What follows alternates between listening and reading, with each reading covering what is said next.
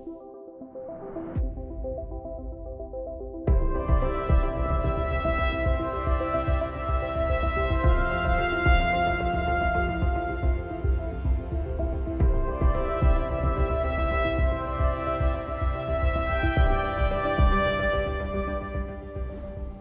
Renato Crepon, head of the Swiss Space Office, and it's a distinct pleasure to open this global networking forum on international cooperation towards safe and sustainable space traffic. First of all, I'd like to start and to thank the Swiss Federal Department of Foreign Affairs, which has been sponsoring this event, and in particular, Natalia Arschinar. Unfortunately, she could not be here today for organizing the round table. This topic is of critical importance, and I'm delighted to be later on joined by such a distinguished panel, and Clay will lead the panel later on to explore this topic together. But first, let me start introducing you to some Swiss point of views regarding space traffic. Let's start by taking stock of the environment we're operating in. We're on track to see up to 100,000 satellites, active satellites in orbit within the next decade. This includes mega constellations, this includes LEO platforms, this includes also increasing military activity in space, all contributing to a decongestion or a potential future congestion in space.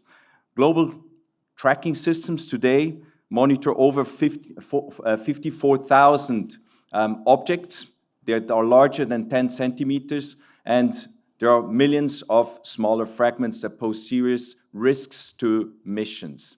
Remember the Iridium Cosmos collision in 2009?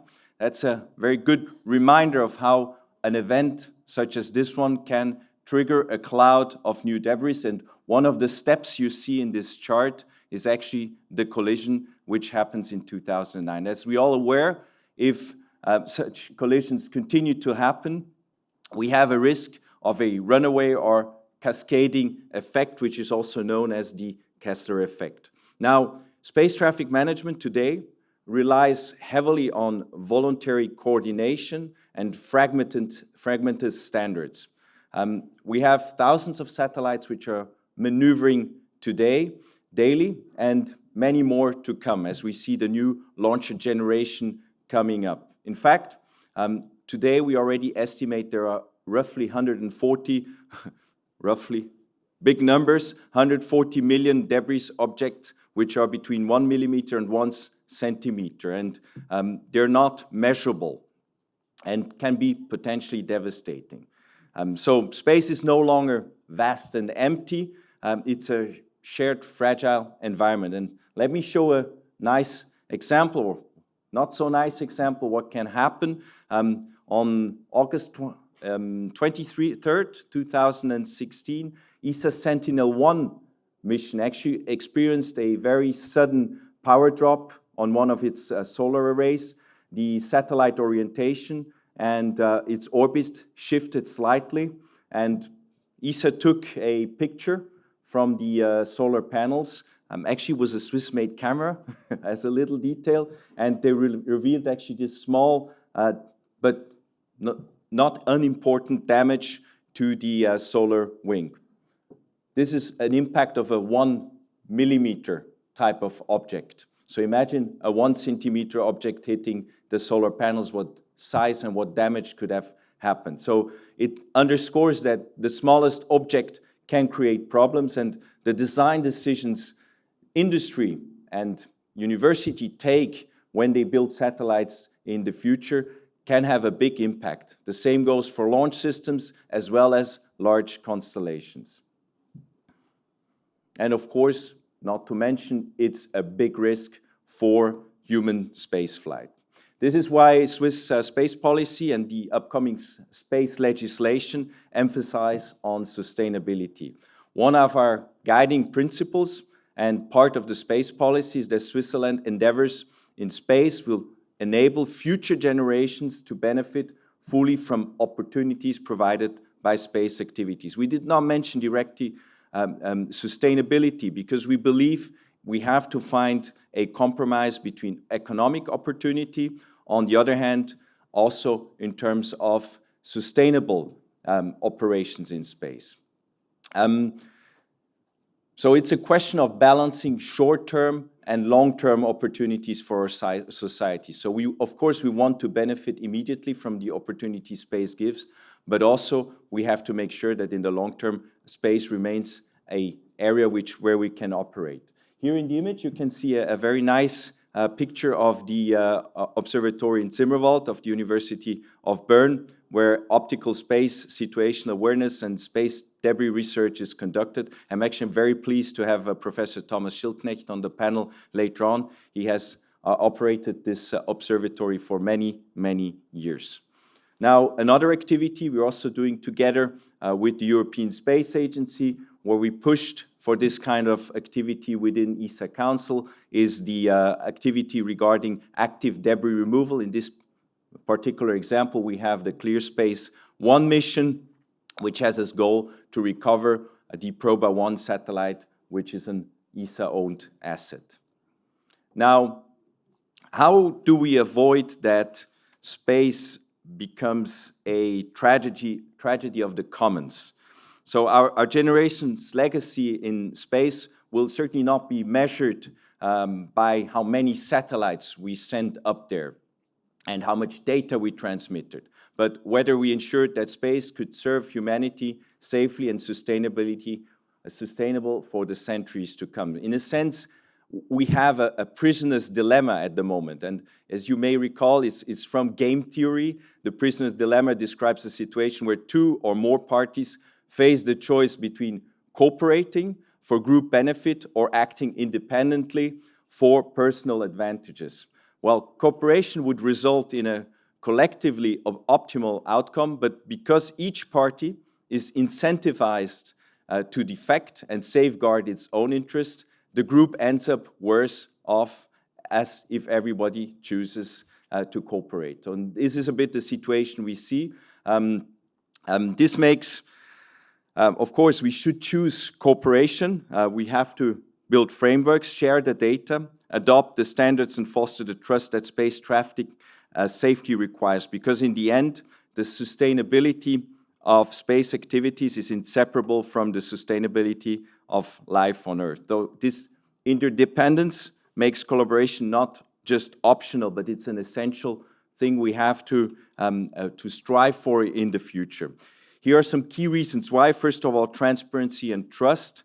Without common standards and shared data, we cannot conduct accurate collision avoidance. And the question of standard setting, just as air traffic relies today on ICAO standards and coordination, so too must space traffic converge around baseline expectations in the future. What is responsible maneuvering, data sharing, proximity operations, and so on? These are the questions we have to address. And of course, risk management, be collectively prepared, and international coordination will certainly be necessary because one nation alone cannot do it. Now, international cooperation and coordination are therefore not merely about efficiency.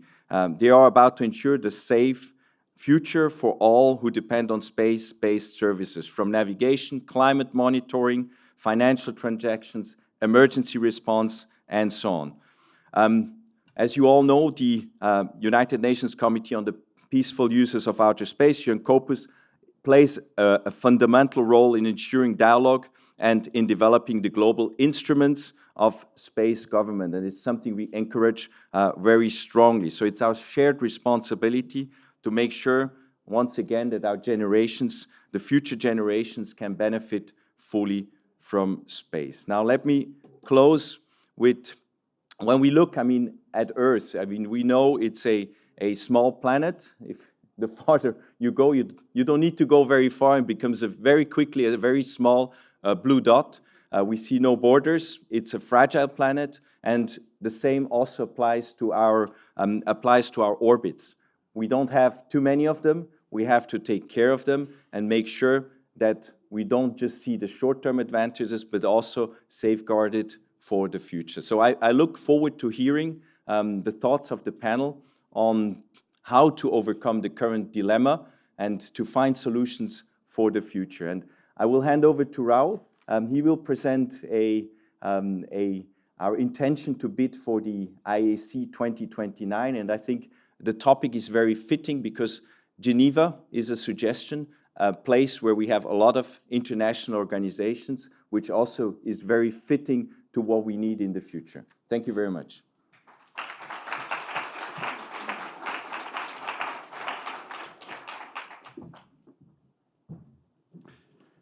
So thank you, Renato, for the introduction. Ladies and gentlemen, dear colleagues. So take this as a small advertising this morning. Advertising session, my speech, 5 minutes. And I'm really excited to be here with you at the GNF to start to communicate our plan. Our intention is to promote Geneva as the best candidate for IAC 29. I know Clay doesn't like to hear that, but it's always competition around. It's okay. It's a kind of sustainability as well, on continuation of IAC in the world. So we have to ensure that the future is also set in a bigger frame. So my name is Raul Keller. I'm representative of the space industry in Switzerland. It's the largest non-government tech industry association in Switzerland. I know people think about Switzerland, the images are familiar, mountains, lakes, as you can see there on the slides, chocolate, cheese, and all the expensive watches which we talked in the session before. All of that is true, you know. It's fantastic. We love it, and we are proud of it as well, I must say so. But Switzerland is much more. Due to the small size of the country, we are like a syrup, like a concentrate of world-class education and science. ETH Zurich, Uni Bern, EPFL Lausanne ranks among the very best in physics, astronomy, and engineering. The University of Geneva is globally recognized in space and planetary science. Geneva is home to CERN, where humanity looks deeper into the fabric of the universe than everywhere else in the world. So we are a concentrate of industry and technology. Swiss suppliers may be small and medium in size, but they shape global markets. Of course, we can't compete in absolute numbers because Switzerland is still what Switzerland is, small. But what we really count is impact. Swiss industrial companies are seen as a reliable technology partner in many solutions. But Switzerland is not just about technology. We are a concentrate of global connectivity. Geneva is unique in the world, a city where science, policy, and diplomacy live side by side. The city alone hosts more than 180 international organizations, making Switzerland a bridge builder in diplomacy, policy, and humanitarian action. The strongest space user, obviously, is WHO and ITU to promote satellite application for health emergencies and global communication standards. UNHCR employs satellite mapping to monitor refugee camps, tracks deforestation around the camps, and plan logistics and humanitarian aid. In Geneva, there is also a major branch of international disarmament and security diplomacy, and here too, space industry is directly relevant. Why not to think about the strategy together with IAF on how to include some of them in the Congress? Because these are our multiplayer. These tell our stories and their users and the community, to the community around the globe. But it's also about dialogue, inclusiveness. Geneva hosts the representation of 193 UN member countries, plus observers. They all rely on Switzerland's long tradition of neutrality, inclusiveness, and openness. That is the part and DNA. We listen, we connect, and we build bridges. Geneva is home of truly international population. Nearly half of its residents are being foreign nationals and offer a cosmopolitan lifestyle in a multilingual environment where French, English, and many other languages are spoken. So attending a Congress in Switzerland is relatively straightforward. And that is exactly what we believe that the global space community needs to reconvene at an international hub without any hassle. If we want to move forward in space technology, we need young people. And it's also the secret in Switzerland. We need young people who are curious and ready to learn. I'm not always saying university level. It is the vocational education training which gives them hands-on skills to build, test, and operate the advanced systems we need. At the same time, it's our job to fascinate the youth, to show them that space is not only rockets and astronauts and exciting jobs but they are creating exciting jobs in engineering, electronics, software, and manufacturing. That is a unique opportunity to discuss it in Geneva because Switzerland is a role model with one of the very best VET systems and a strong, dedicated industry. Believe me, we know how to connect training and innovation. So let me close that. It's not only lakes, mountains, chocolate, open bank accounts. It's just remember what we truly are. A small country with a big impact. Geneva offers a unique congress experience that is compact and efficient. Palais Expo is directly at the airport. You step off the plane and you're already at the venue, so you have enough time, a convenient time, to explore the city, the lakeside, the mountains, and a variety of technical visits, for example, to CERN. The city is safe, neutral, an accessible place where all nations are welcome. We will fully align with the values of IAF and together with you and the next generation of space professionals. So, dear members and guests of the GNF, my call to you is simple. Support Geneva, bid for 29. Thank you very much.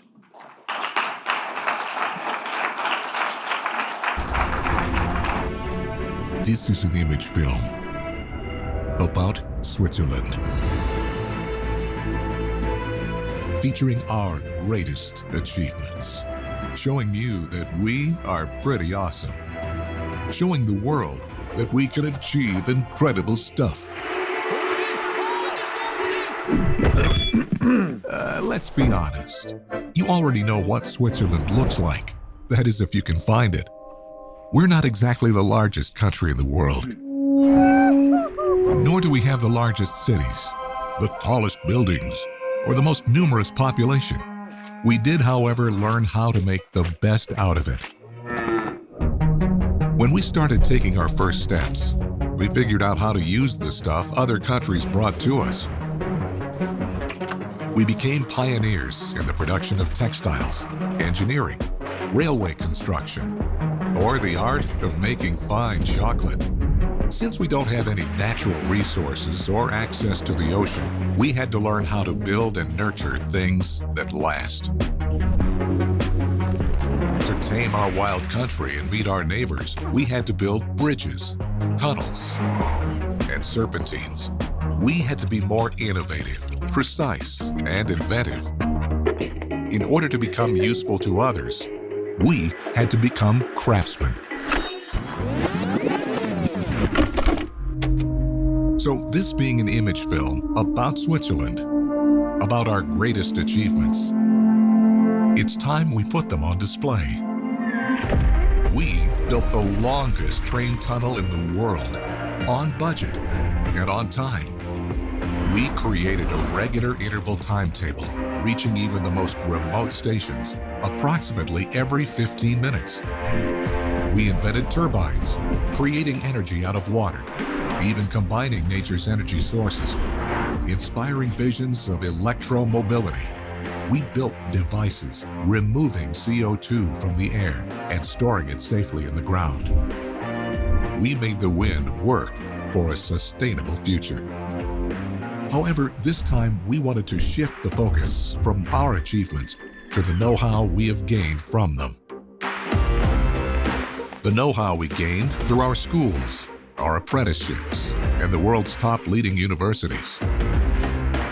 It is this know-how that helps you build your projects.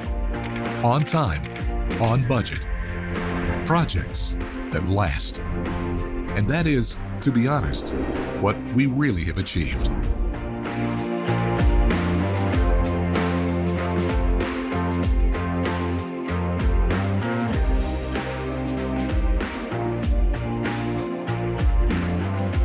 So let us have an honest conversation about your project.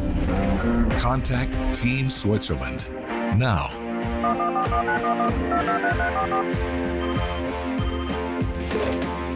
Ja, guten Tag, wie geht's?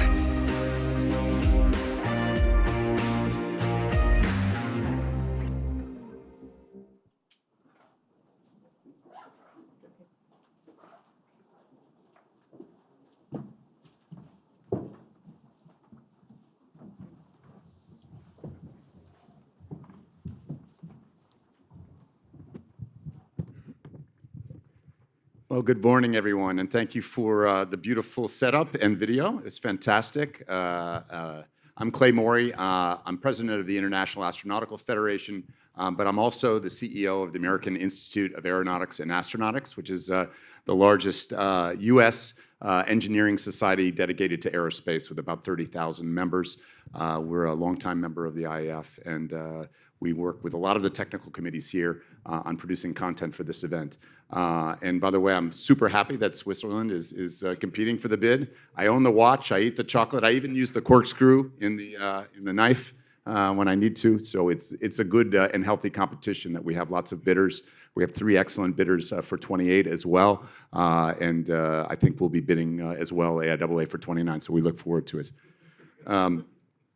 It was interesting in the setup, Renato, you mentioned Kessler. And in fact, in Aerospace America, which is the magazine that AIAA publishes, and you're welcome to go and look up the article, we actually did an interview with Kessler just this month. It came out on the 22nd of September, and this famous Kessler syndrome. So I encourage all of you, if you're interested in space traffic management, to read this. It's a short one, so it's easy to look at. Well, I have an amazing panel here today to talk about this important topic.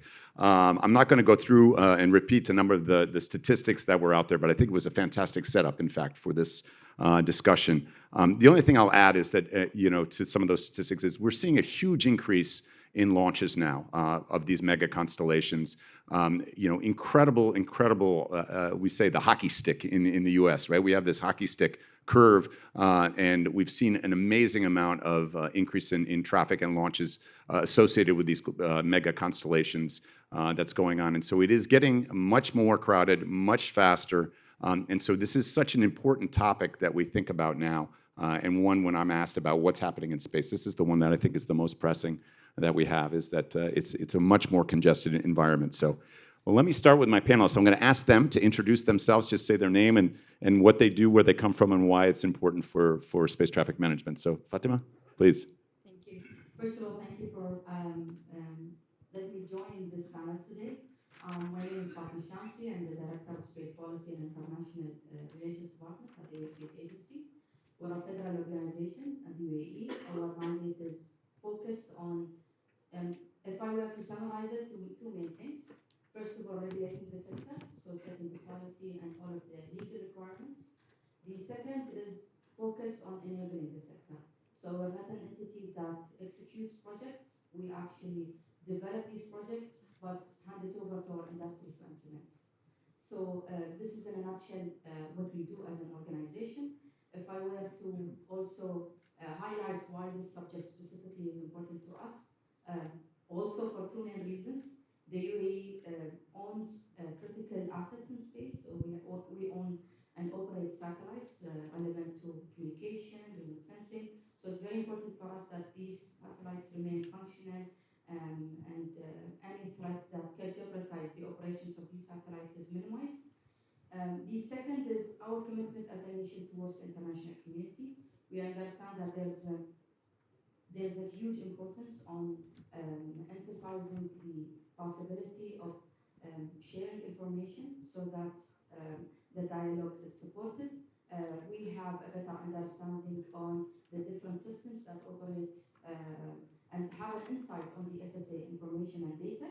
So this is one of the things, and we try to reflect that in our presence in international organizations such as the United Nations Office for Outer Space Affairs and its subcommittees. Holger? Yeah, thanks for having me on the panel.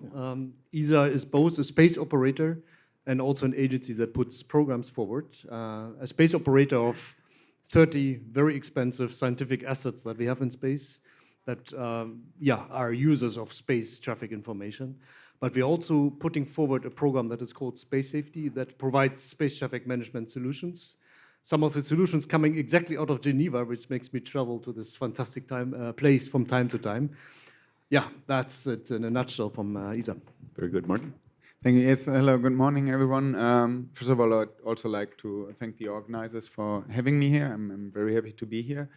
I'm working with the German Space Agency at DLR in the Department for UN Affairs. And so our role there, it's a bit similar to what Fatma described about what they do at Copius. So at this department, we're preparing statements and positions for the German delegations and participate in the Copius meetings. But the organization's role is much broader. So the German Space Agency at DLR operates the civil side of the German Space Situational Awareness Center together with the Ministry of Defense and the German Army. And within the EU-SST partnership, we're playing an important role, and we are hosting the EU-SST database and are responsible for generating the future EU-SST catalog. Thank you. Great. Thomas? Good morning, everybody. I'm also very glad to be on this panel. I'm a scientist. I have been working over 35 years in this field, what we call space debris, and I met Don Kessler 40 years ago. Wow. Wow. He became a good friend of mine. It was 78 that he wrote the paper, yeah? 78, yes, yeah. yes, exactly. 78, he wrote the paper. So I did mostly observe and characterize space debris.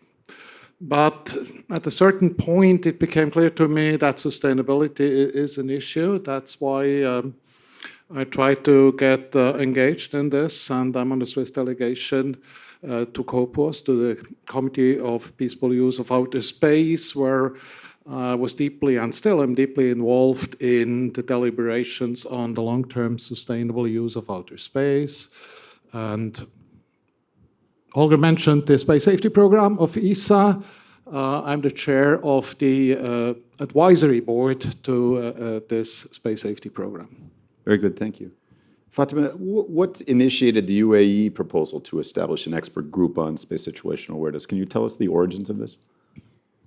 Mainly from the, first of all, we've seen that there's huge understanding and agreement of all nations, understanding that this is a critical topic and we really need to address it from a different perspective. Now, the expert group on the space situational awareness will tackle the technical aspect, but we also understand that there is still a need to tackle the legal aspect, which is an effort that is being led by the German colleagues here. We need to take steps towards harmonizing and having a shared understanding of SSA requirements. Currently, efforts are being taken at let's say, national and regional levels. There are systems that understand and tackle the space situational awareness efforts. But if we look at the global view, it's absent. So if we were to, in the future, to have one single platform or multiple platforms, these systems need to speak the same language.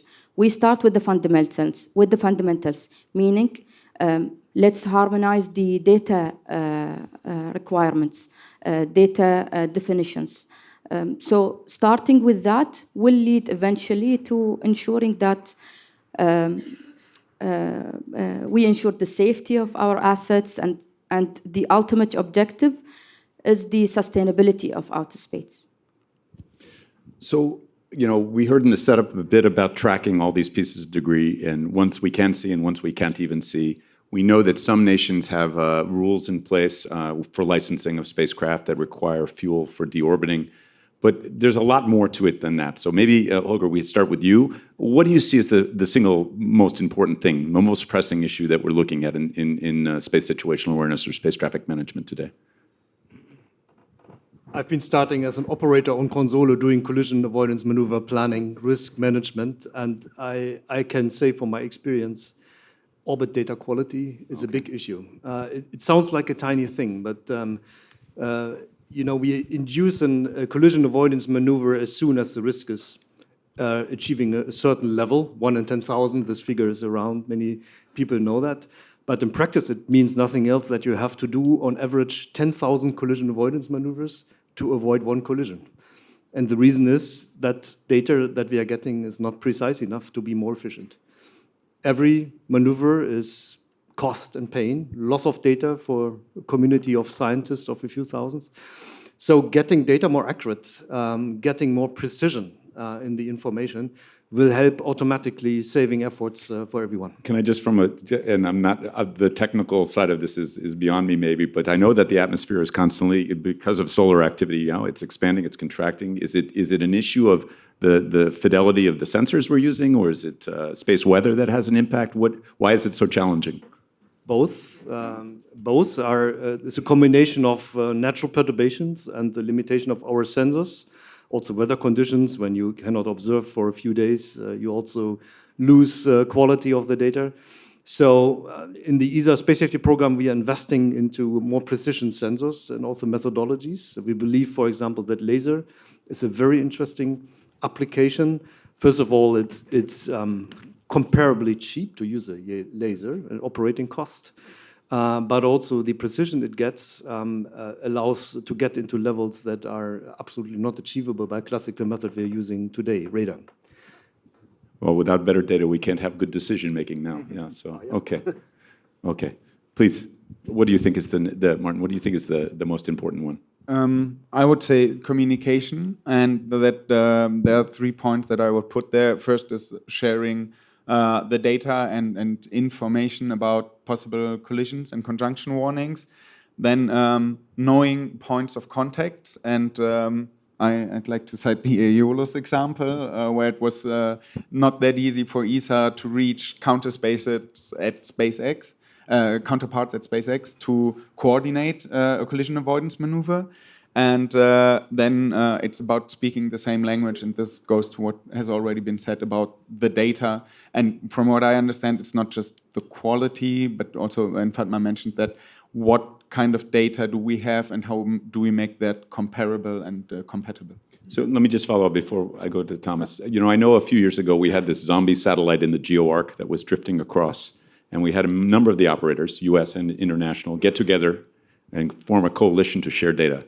Is this the kind of system you think, or is there something more we could do, both governments and commercial operators in space? I mean, that's a beginning, and it's good, but it's the short-term solution and a good start. But eventually, we will have to come up with something that everyone buys into. And I'm not sure whether it's sufficient to do that on a voluntary basis, but I think then it needs something from the international community where everyone has to be part of, has to participate, and shares their data. Okay, very good. Thomas? Yeah, when I look at the very near future, what I see is, constellations which are up there, large constellations which are right now being deployed, and some of them in the same volume of space. So from my point of view, the most pressing short-term issue is actually how can we enable coordination between especially large constellation operators. And I mean, enable coordination sounds easy. Okay, yes, SpaceX is talking to Kuiper and or to OneWeb. It's not the end of the game. We have to talk, or they have to talk and find ways, and we need to enable these ways that they are going to talk to their Chinese operators. And I know the Chinese operators, the private ones, they are eager to talk. They're eager to talk. So, one starting point is actually this expert group at the UN COPOS.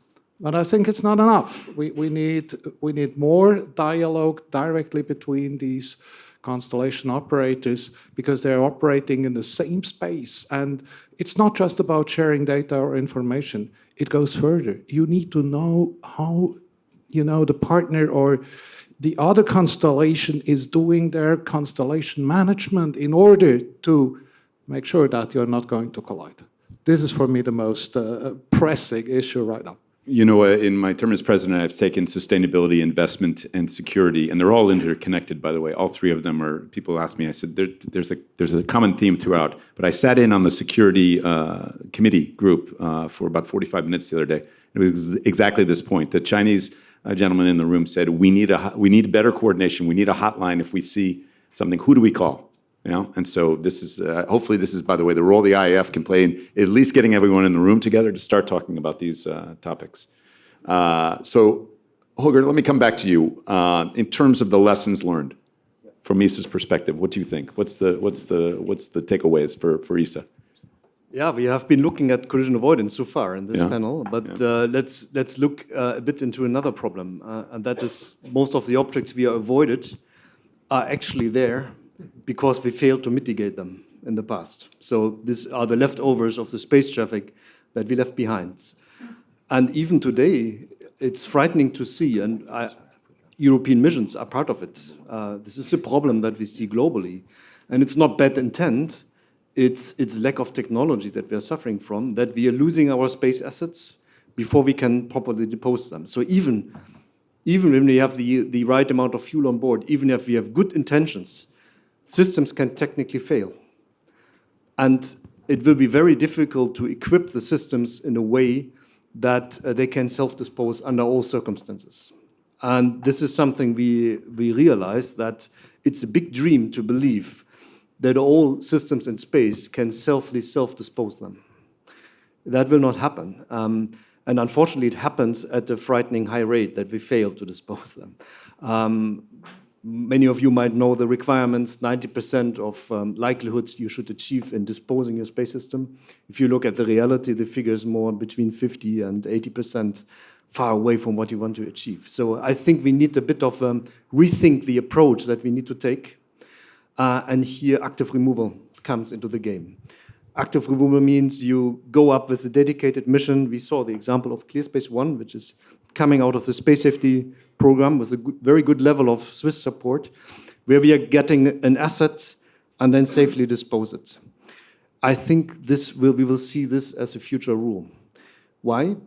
Because it will be in the end cheaper than reinvesting into space systems to make them so fail-safe that they can fully dispose themselves. Technical systems will always fail at some point. And it's that problem that we have to fix, and active removal can fill the gap. Yeah, and I know a number of years ago there was different technologies that were proposed that would automatically, a tether or a small solid rocket disk that would fire down. But when the satellite dies, what happens, right? How do we make sure if it's losing power, if it's I know in some of the 1,000 sail satellites that have just been launched, they've failed to make orbit. So it does not mean that we should stop taking care of the proper disposal function on board. Yeah. We also, on the contrary, we would like to undergo and revisit all platform designs that are classical in Europe to make them more robust towards this problem. But it will come to a point where beyond 90 or 95% reliability will not be achievable even with the best efforts. And therefore, to close this gap, and Thomas mentioned the large amount of objects we will be launching, 2,000 in this year, and then probably more. 5% of 2,000 is a lot that will fail, right? Yeah. And that will come. And therefore, we need to be ready with the right technology, and that is active removal in my view. Fatima, the UAE has a number of spacecraft. You guys are active operator. Is there lessons for you, or how do you think about it as a spacefaring nation? So I'll leave the technical stuff to technical people. Okay.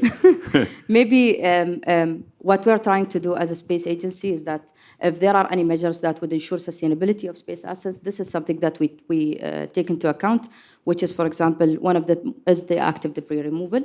But if we look at the policy aspect, which is also we're very active in, we are trying our best to ensure that the dialogue continues locally as well as internationally. What we've done is that we've also established a platform where we discuss the pressing issues with relevant to space sustainability, space accessibility, and space security. And from those platforms, we came up with the need that there is actually a pressing a priority for us to have a platform under the UN that would allow every nation to speak up and to give its opinion and to give its input with regards to the topic of space situational awareness. Maybe building on to what was discussed before, what we are trying to do is taking a step-by-step approach. Just having everyone under one roof or in one table discussing at least how we can harmonize the systems and how can we at least take steps that would build trust among the different nations and would allow the communication to be smoother, faster. That would allow us at least to mitigate one of the main challenges that we're facing, which is relevant to communication issues. We don't have a single platform that gives us an easy access in case of, for example, close proximity of satellites. If there's a need to ensure that one satellite is, for example, moves away from another satellite, or if any threat that is being caused to either our assets as a UAE to any other nation. So these platforms are very vital and very important for us, and this is what we are trying to do here. Okay. Martin, Thomas, from an operational scientific perspective, how do you view this? So we have ground-based systems, space-based systems. We're talking about lasers. It's quite exotic. What do you think? What's the path forward here? I'll happily give that to you. I'm not a technician, no engineer.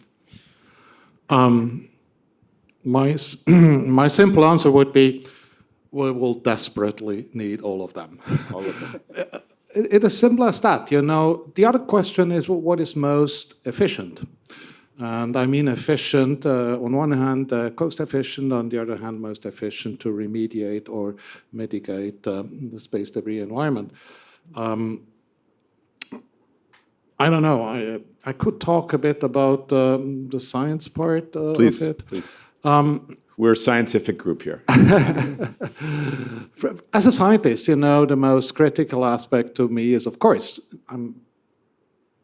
I care about the long-term sustainability. But you mentioned, you know, in the Security Committee, there's always these three aspects, depending on who you are. You know, I mean, your emphasis is either on safety, because you're flying a spacecraft, and then you want to prevent collisions in a time scales of weeks or days, or your focus is on security. Then you want to know, oh, who is that guy who is approaching me here? Oh, is this spacecraft? What's the health status of this asset? Or if your bird gets silent, you want to know why? Why is it dead or is it silent? This is a time scale of hours or minutes. And then, you know, it's what I am really about, it's the long-term sustainability.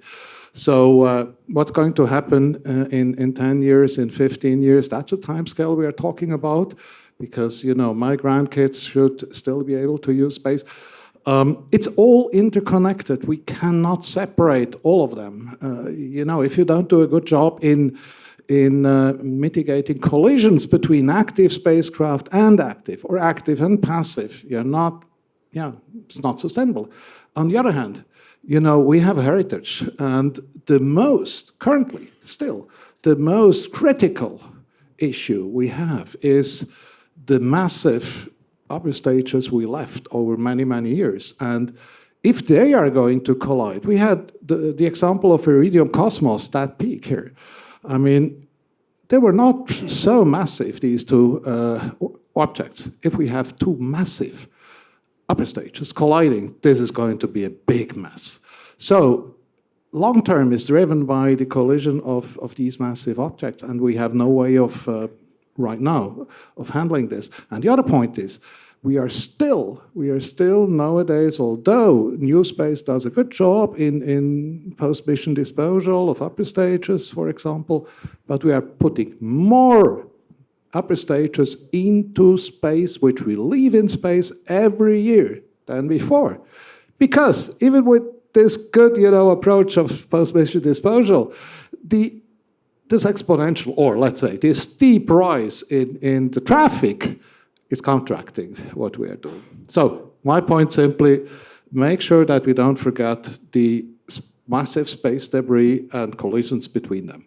Yeah, I flew over on the same flight with we were having this very discussion in the lounge at the airport about spent rocket body motors and what does it mean? Yeah, because this is another one where once it's done, and now it's there, and it could be there for a very, very long time. Yeah, Exactly. yeah, exactly.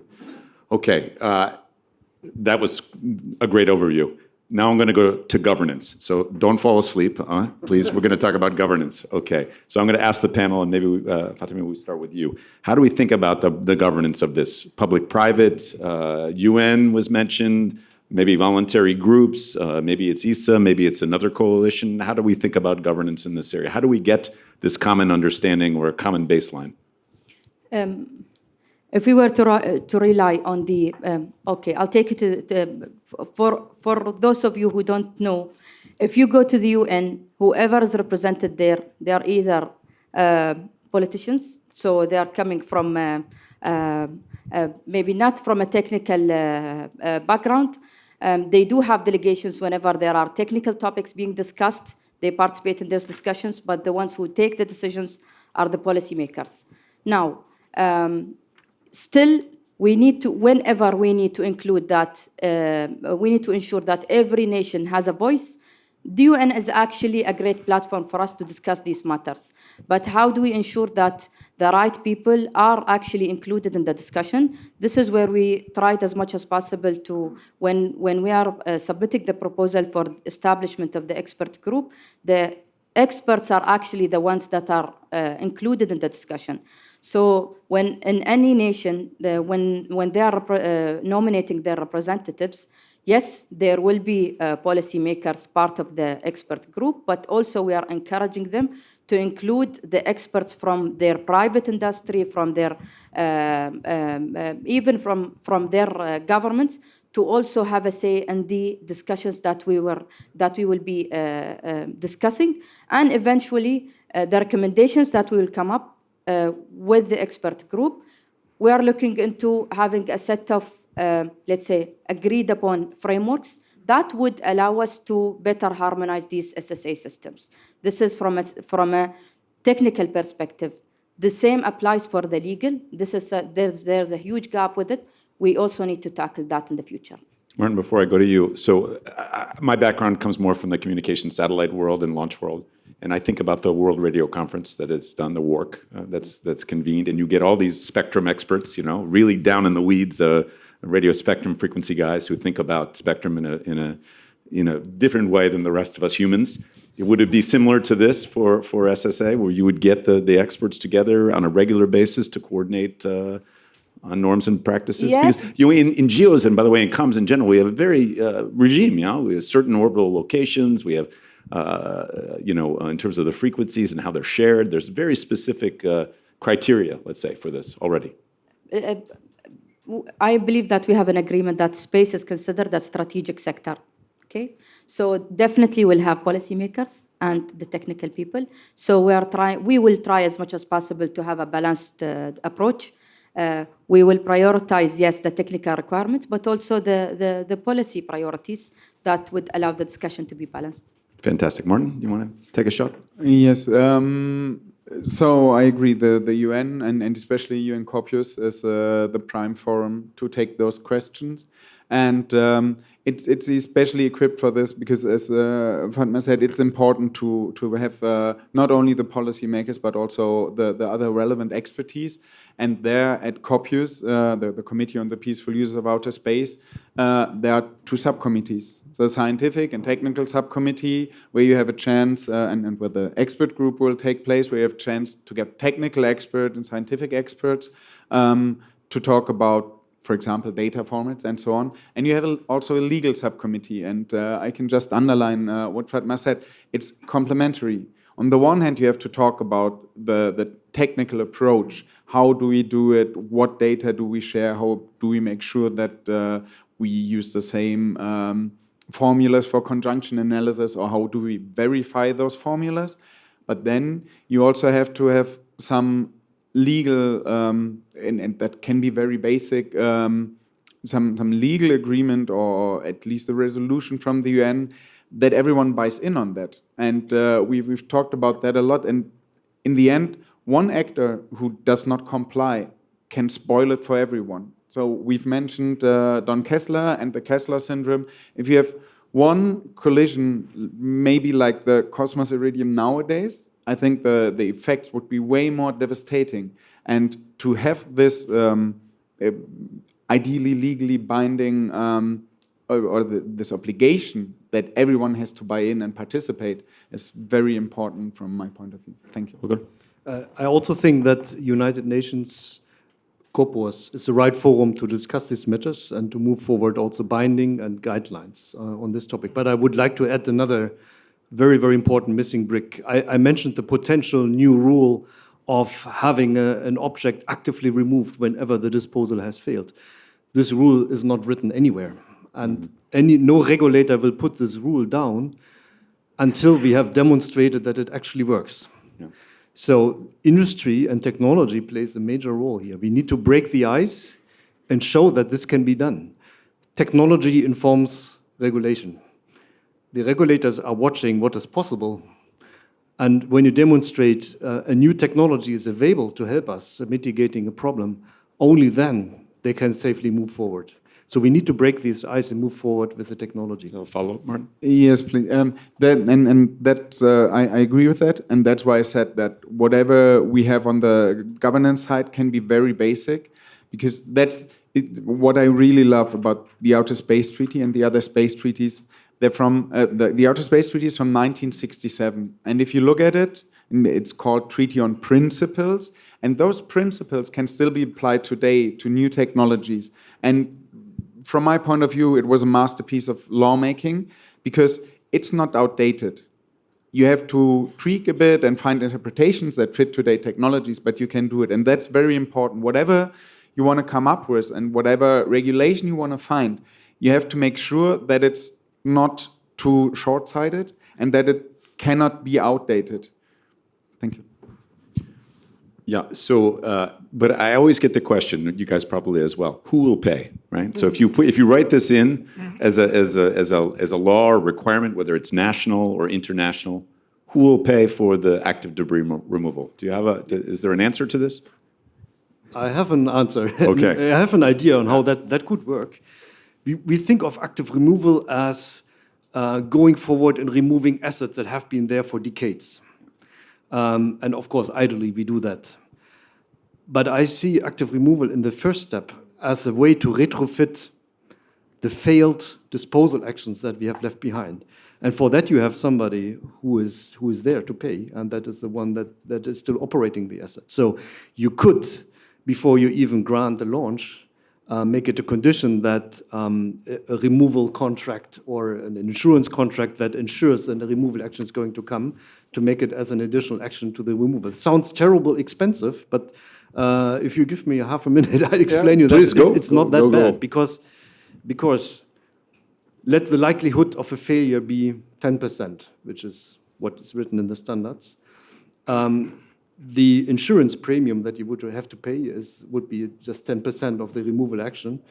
And if we achieve right amount of recurring removal action and mission developments, we are talking of an insurance premium of 1 to 2 million, probably. So, and that is for larger space assets, just a fraction of the mission cost. And I think we should be well in scope of what we can dare to put forward. Making a system robust to achieve 90 or 95% will be even more expensive, is my feeling. So I don't think we have Swiss Re in the audience, do we? Yeah, no, maybe sponsored. No, thank you for that. Was a very practical answer. I would just add that it's usually the communications regulatory authority in the U.S. The FCC has put requirements in, so it's not always clear, by the way, who has the authority to regulate these affairs. I know in the U.S. we have a big concern around when we talk about in orbit. Novel activities, who regulates in the U.S.? Is it FCC? Is it Commerce Department, Transportation Department? It's not always clear who has the authority, and maybe in other countries, I don't know. Do you have a comment on that? Thomas, you see, shaking your head. Yeah, no, it's it's in many cases not too clear. On the other hand, you know, when it comes to regulations, my first question is always regulation on one hand, on the other hand, what are incentives? You know, we also need to have incentives so that owner-operators behave as they should. We cannot regulate everything. Of course, most of post-mission disposal should be regulated in the national laws, because that's how the system works, you know, it has to be regulated on a national basis. But the question is simply, if you fail with your post-mission disposal and you don't have an insurance, then, oops, is there a penalty? Do you have to pay for the removal action, or is there incentive that you pay something in forefront? And you get it back if you do a nice job. There's so many ideas out there, but again, for the moment being, no single country and no, let's say, even group of like-minded is at the point where they put these incentives and regulations in place. It reminds me of the CO2 discussion, you know. I mean, the other one first, why should I do that? I would like to add a few things about regulations, top-down, bottom-up, because we were talking a lot about the UN COPUOS, about ITU. We were not yet, I mean, that is my dream, that we would have something, an establishment, the UN establishments like the WMO or the ITU, who is doing, you know, space traffic management coordination on an operational basis. Because, you know, COPUOS, that's the legal thing, or legal, I mean. On the other hand, I think we need a strong grassroots bottom-up activity as well, because it's the operators, it's the, you know, the people who build these things who know best what's the problem and how can we do it. And, you know, bringing the two together is the, I think, is the solution. And we have examples for that. You know, for example, the mitigation guidelines, the UN mitigation guidelines, they're based on guidelines which have been developed in the Interagency Space Debris Coordination Committee, which is not a UN committee, it's a bottom-up thing, you know, it was among space agencies, a technical body. So I think we should stop thinking of either top-down, bottom-up.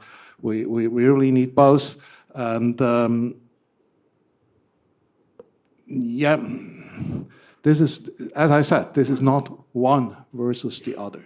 I love how you're thinking more like an economist than a scientist, huh? I mean, you're thinking about incentivizing, yeah? And so it's natural that we could come up with perhaps something that is not just a regulatory piece, knowing all the problems we have with who has the authority, who has the hammer. And by the way, I'd be provocative. If we move to lasers for communications links and not radio frequency licenses, then what do you do, right? If you don't have the hammer as being the radio frequency license, and they're communicating with inter-satellite links over lasers, you may not have the ability to control. So it's interesting as the technology. Well, let me ask then from there, do we need, well, what would be the next step beyond, and if RT's here, I don't know if RT's here, maybe she's dancing somewhere here in the ICC because she's hearing all those copious activities. What would be the next steps in terms of establishing this? Do you have an idea? Do you guys, it's a dream for Thomas, do we have a roadmap of how we could get there with international? Yes. So we are currently in the process of receiving the nominations from the different nations to participate in the expert group. It's currently based on the mandate of the establishment. It will last for 3 years, which later on, based on the discussions, it can be extended further. But hopefully, based on the current exercise or current progress, we're looking into having an intersessional meeting or 2 intersessional meetings before end of this year. Fantastic. Any comments? I think today every mission that we launch adds on average a handful of objects to the environment that stay there permanently. I think in the next 3-4 years we should launch a mission that brings one down, so -1, and that is active removal. Martin? Yes, so as a lawyer, I think the next step really needs to be that people acknowledge the need for regulation. And in the opening remarks, the prisoner's dilemma was mentioned, and that's what I think Back is to important. economics, by the way. Back to economics. Yeah. Yeah. But I think Game theory. That's the way to get out of this dilemma, is really to say, if all states sit together and agree we need to do something, we need to do it together. And Thomas mentioned the CO2 emissions, and we have the COPs and conventions, so that this, at least the dialogue about that starts. I mean, something really like an agreement is unfortunately far away, but that's the start that I would like to see. I'm not saying, sorry, this one No, last go thing. ahead. Not saying it's more important than the technical developments and everything. It's I really agree that it all goes hand in hand and is complementary. Okay, Thomas, I give you the last word, and then we. I think we need a forum where, you know, the owner-operators, the operators, the technical people come together, build up trust, and I think this is very important. We also have to recognize different cultures. And it's not just, you know, different languages, it's different cultures, because we all have an idea, oh, that's best practice. So, let's impose that best practice to everybody, because no, I mean, the best practice we have in technical practice we have in Europe is not the same as in the US, and it's by far not the same as the Russians or the Chinese are applying. So we have to come to that.